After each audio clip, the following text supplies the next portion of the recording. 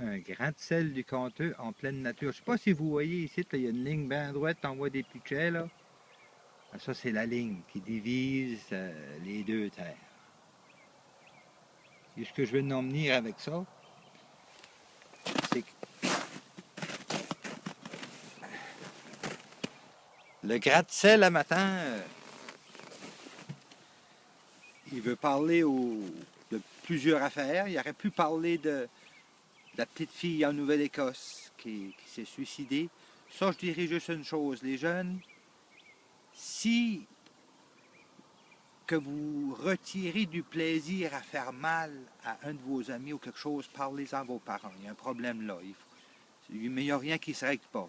Ce que je vous conseille de faire, si ça se passe dans votre tête, allez voir vos parents puis parlez-en. Il y a sûrement moyen de régler ça.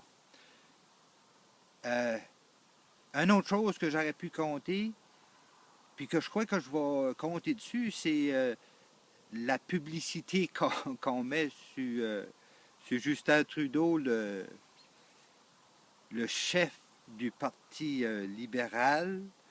Tu sais, puis je parle des lignes, puis je parle des chicanes en territoire comme ça, parce que ça commence comme ça. Tu sais, je me demande comment ça se fait que ça fait des années, il y a des guerres, il y a des pays qui sont en guerre pour des chicanes de territoire, puis tout ça.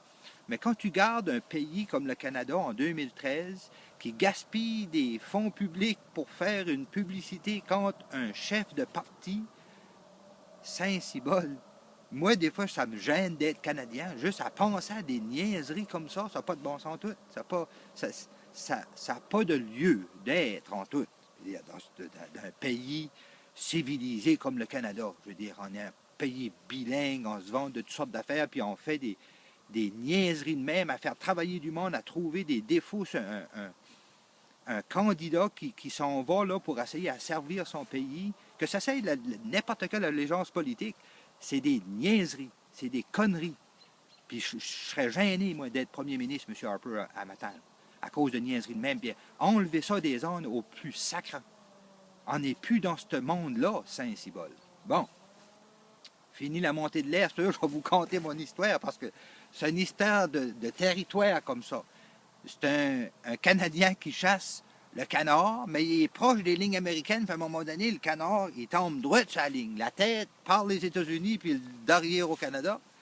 Puis quand il est venu pour le chercher, il y a un Américain qui était là, puis qui a voulu avoir le canard, parce que lui aussi, il disait qu'il avait tiré dessus. Fait, ils ont commencé à s'astiner un petit peu, mais le Canadien a proposé quelque chose.